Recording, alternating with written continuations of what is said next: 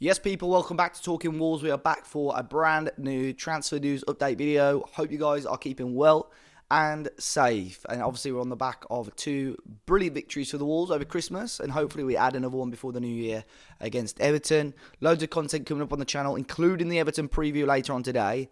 This video is going to be coming out at a slightly weird time, about midday on Friday.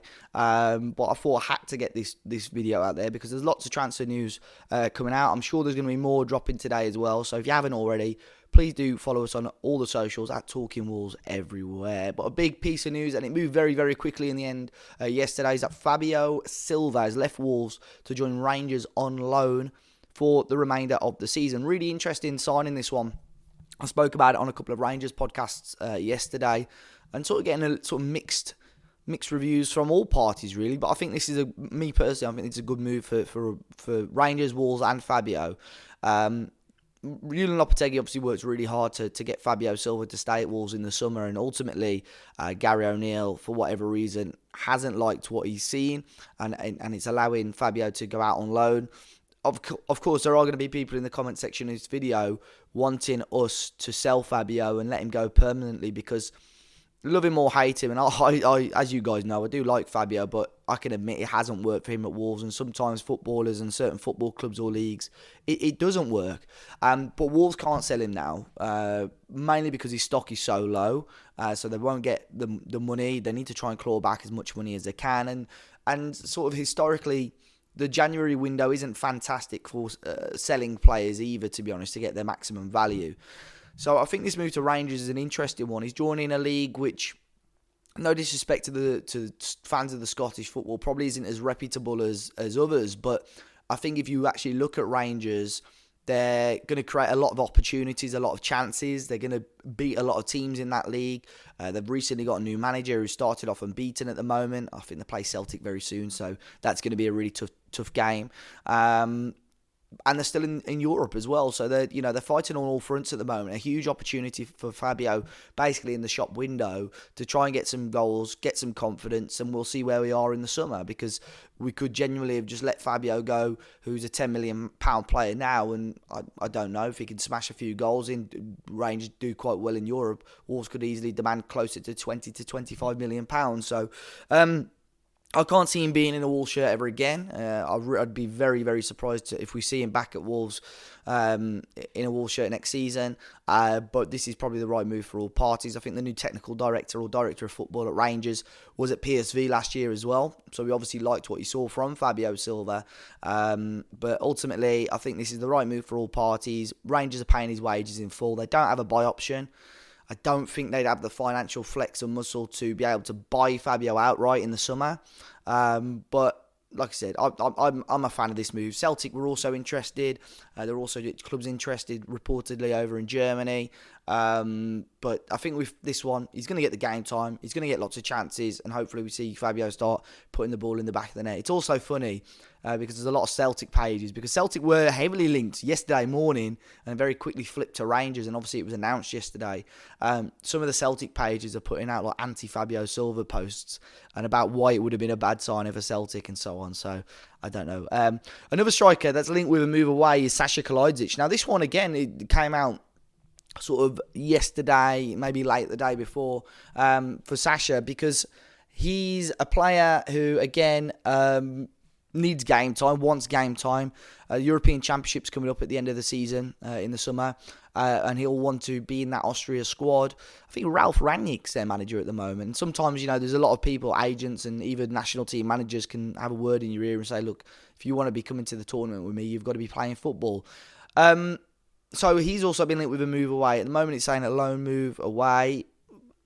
I'm still not 100% sold on Sasha. I think, again, in certain setups, certain teams, certain leagues, I think he'll work well. But for Wolves are a counter-attacking team at the moment, a 6'7" striker, to chuck the ball to at the end and score some goals, which we have seen, it can work.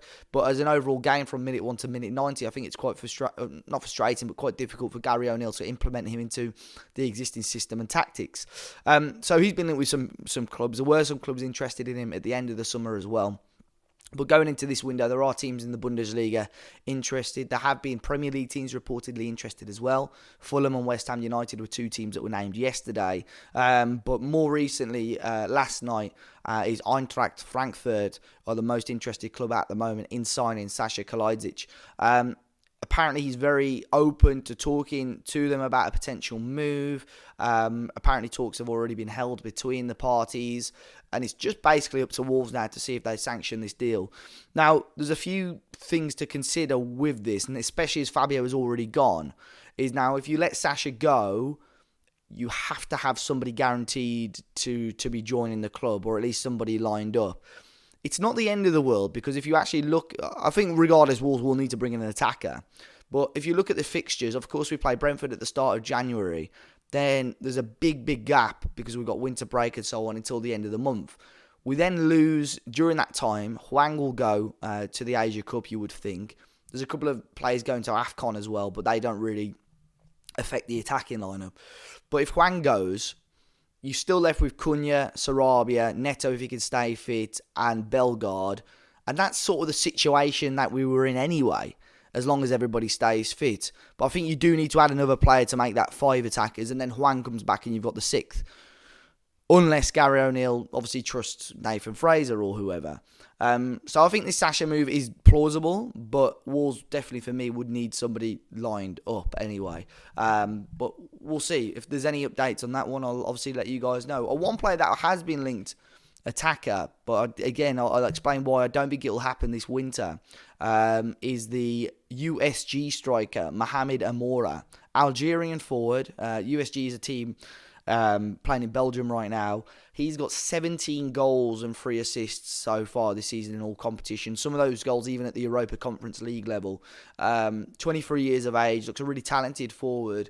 Again, he's going to AFCON though. He should be in that Algeria squad going to Africa Cup of Nations.